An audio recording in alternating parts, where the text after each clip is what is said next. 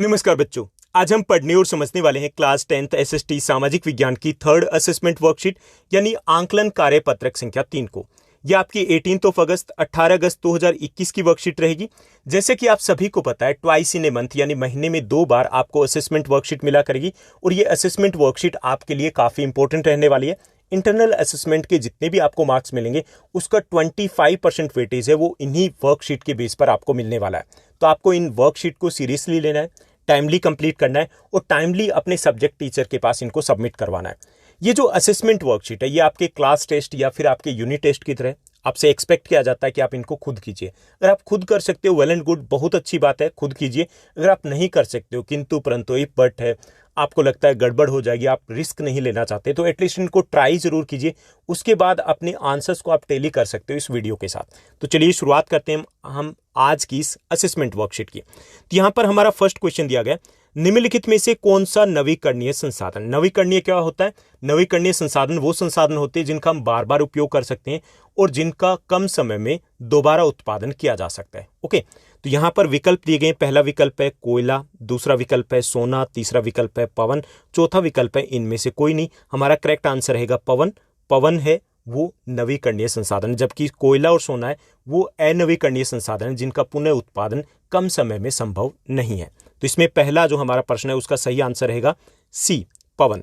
उसके बाद दूसरा प्रश्न दिया गया, निम्नलिखित में से कौन सा संसाधनों के क्षरण का कारण नहीं है। क्षरण मतलब विनाश का कारण नहीं है, नहीं पूछा गया, इसके ऊपर ध्यान दीजिएगा। ओके, तो इसमें है अतार्किक खपत है, ये संसाधनों के विनाश का कारण है। अत्यधिक उपयोग, ये भी संसाधनों के विनाश का कारण है। ये दोनों ही कारण है और इनमें से कोई नहीं। तो इसमें डी हमारा करेक्ट आंसर रहेगा, यानी इनमें से कौन सा संसाधनों के क्षरण यानी कि विनाश का कारण नहीं है, तो इसमें डी रहेगा। इनमें से कोई भी ऐसा कारण नहीं है जो कि इनके विनाश का कारण ना हो, तो डी हमारा सही विकल्प रहेगा।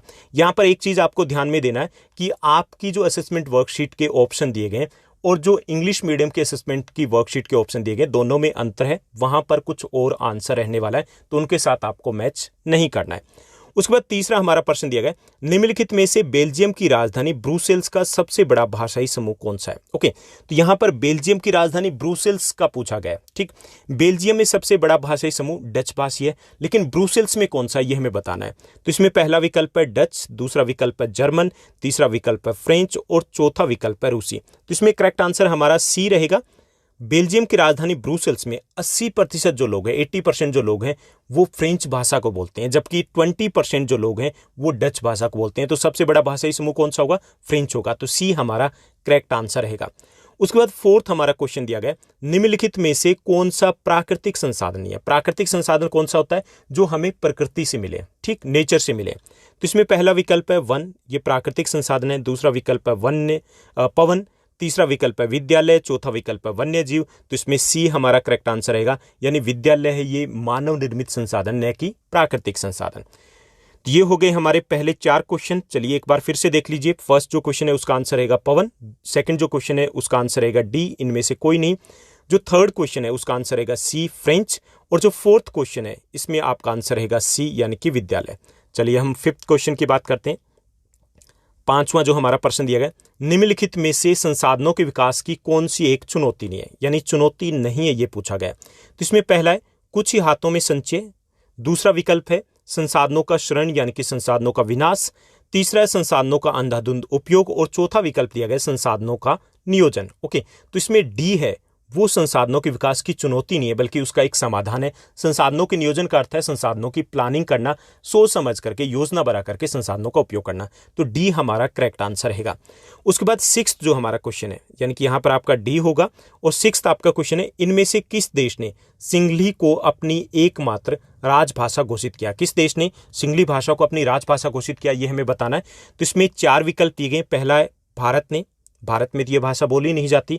दूसरा बांग्लादेश ने, तीसरा बेल्जियम ने और चौथा श्रीलंका ने। तो इसमें करेक्ट आंसर आपका रहेगा डी, श्रीलंका ने सिंगली भाषा को अपनी एकमात्र राजभाषा घोषित किया था। कब? 1956 में। तो ये आपका रहेगा करेक्ट आंसर डी, श्रीलंका। उसके बाद प्रश्न संख्या 7 से 10 तक की अगर बात करें तो यहाँ पे 2 वक्तव्य दिए गए। इनमें से कथन ए और कारण आर से निरूपित किए गए, यानी कि पहला वो कथन रहेगा, दूसरा उसका कारण रहेगा।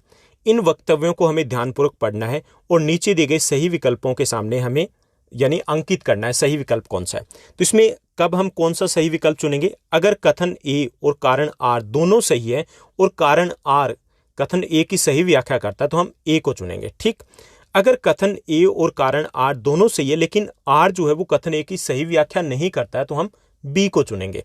अगर ए सही है और आर गलत है तो हम सी को चुनेंगे। अगर ए गलत है और आर सही है तो हम डी को चुनेंगे। ठीक, तो चलिए देखते हैं क्या रहेगा यहाँ पर। पहला जो हमारा कथन दिया गया 7वें प्रश्न में कथन दिया गया कि तनाव को समाप्त करने के लिए बेल्जियम में सामुदायिक सरकारों की स्थापना की गई। ऐसा किया गया? बिल्कुल सही है, किया गया, तो ये सही है। दूसरा, सामुदायिक सरकारों के पास सांस्कृतिक, शैक्षिक और भाषा संबंधी शक्तियां, तो ये भी सही है।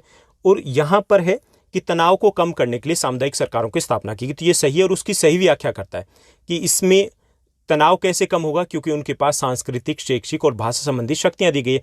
तो ये ए और आर दोनों सही है और आर है वो ए की सही व्याख्या करता है, तो इसमें हमारा करेक्ट आंसर रहेगा ए। क्लियर, ये आपका करेक्ट आंसर रहेगा।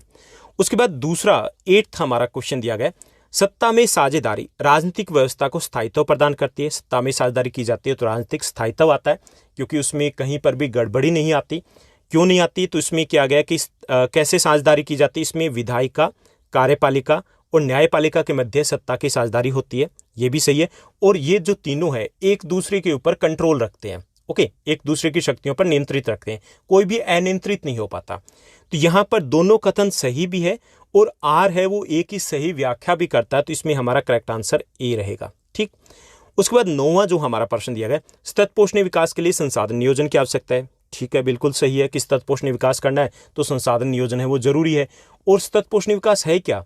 सतत पोषणीय विकास का अर्थ है पर्यावरण को नुकसान पहुंचाए बिना विकास होना चाहिए, वर्तमान विकास से भविष्य की पीढ़ियों को की जरूरतों से समझौता नहीं करना चाहिए, ये भी सही है। और इसकी सही व्याख्या भी है कि सतत पोषणीय विकास को अगर हमें सही से ही इन लक्ष्यों को प्राप्त करना है तो नियोजन जरूरी होगा, तो इसमें भी हमारा करेक्ट आंसर ए रहेगा। ओके, तीनों में ही आपके दोनों कथन सही है और तीनों में ही आर है वो कथन ए की सही व्याख्या करते हैं, तो हमारे आंसर ए रहेंगे।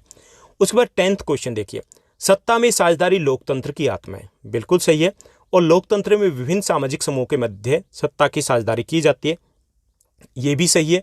लेकिन इसमें जो कथन आर है वो कथन ए जो दिया गया, कथन जो दिया गया कारण आर है वो कथन ए की सही व्याख्या नहीं करता है कि लोकतंत्र की आत्मा क्यों कहा जाता है, ऐसा क्या है इसमें।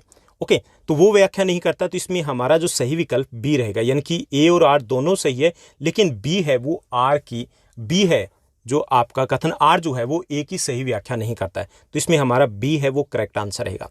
तो ये थी आपकी असेसमेंट वर्कशीट नंबर 3। यहाँ पर एक बार फिर से देख लीजिए 7 to 10 तक आपके आंसर्स क्या रहेंगे। फर्स्ट जो 7th है उसमें ए रहेगा, जो 8th क्वेश्चन है वहां पर भी ए रहेगा, जो 9th क्वेश्चन है वहां पर भी करेक्ट आंसर आपका ए रहेगा, और जो 10th क्वेश्चन है यहाँ पर आपका करेक्ट आंसर बी रहेगा।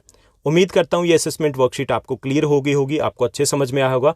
अगर आपको ये असेसमेंट वर्कशीट सही लगी, ठीक से समझ में आया, तो इस वीडियो को, इस वर्कशीट को लाइक और शेयर करना मत भूलिएगा।